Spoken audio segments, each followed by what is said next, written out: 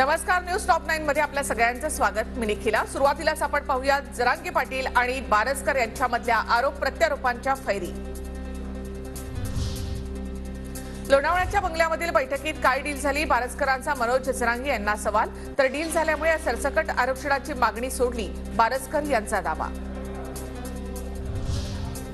तर सरकारचं ऐकून मराठ्यांना संपवायला निघालेत, आम्ही कामातून उत्तर देऊ, जरांगेंचं बारसकरांना प्रत्युत्तर। मनोज जरांगे यांच्यावर पुण्यामध्ये 420 चा गुन्हा दाखल। हिम्मत असेल तर अब्रू नुकसानीचा दावा कर, मी कोर्टात पुरावे देतो, अजय बारसकर यांचं जरांगेंना खुलं आव्हान। मुख्यमंत्री आणि आरोग्यमंत्र्यांच्या जवळचा माणूस षडयंत्र रचतोय, जरांगेंचा गंभीर आरोप। उद्या निर्णायक बैठक, काय षडयंत्र सुरू आहे ते सांगणार, असा इशारा।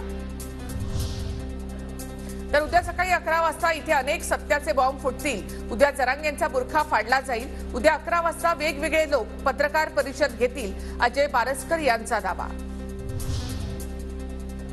मराठा आंदोलनाच्या दरम्यान कुणाच्या घरात जाऊन भाकरी खाल्ली, अजय बारसकर यांचा मनोज जरांगेंना सवाल। अजय बारसकर यांचा देहू संस्थानाशी संबंध नाही, मनोज जरांगेंना आमचा पाठिंबा। बारसकरांबाबत देहू संस्थानाचा खुलासा। छत्रपती संभाजीनगरमध्ये समृद्धी महामार्गावर मराठा आंदोलकांचा आज रास्ता रोको। सरकारच्या विरोधामध्ये जोरदार घोषणाबाजी, रस्त्याच्या दोन्ही बाजूला मोठी वाहतूक कोंडी। मनोज जरांगे यांच्या आवाहनानंतर सोलापूरमध्ये मराठा आंदोलकांकडून रास्ता रोको।